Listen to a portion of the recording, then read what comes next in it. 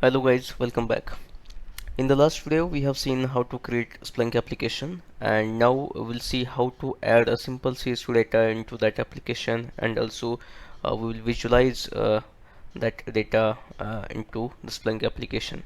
So if you have not seen that video how to create a Splunk application, you can find the link in the description below, and let's move to the demo part.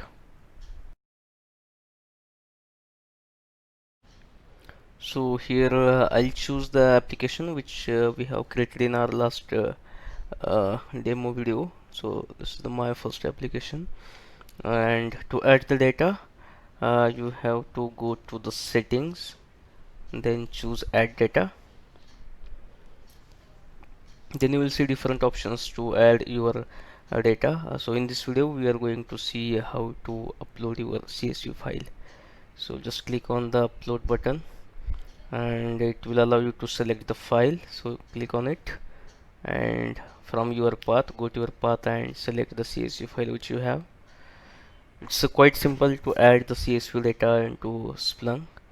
So just click on the next, and here the source type is a CSV, which the type of your file, and there are some other options. For time being we'll ignore this, and we'll create I will click on the next. Then you can either create your index or you can choose the default index. I'll keep it the default index and click on the review button. So it will show you the input type is the uploaded file, the file name is the name of the file you have chosen, the source type is CSV, the host name, and the default field. So just click on the submit, and you can just click on the start searching.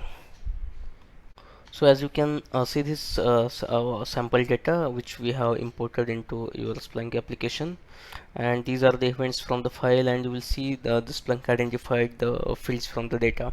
So as it is the sample sales data, so we can see some fields related with the product code, order date, order number, and the status of the product, whether it is shipped or not, like that. So just from this data what we'll do, we'll create a simple table. uh, so I'll just write a query to create a table. So I want to have this information, product code and status.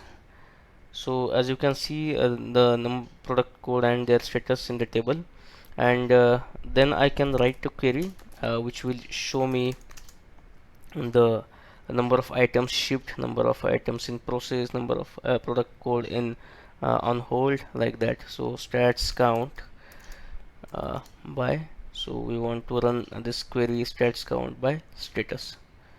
So just click on it and you should see the simple tabular format under the statics. So the cancelled items, you can see the cancelled items, shipped items, in process items.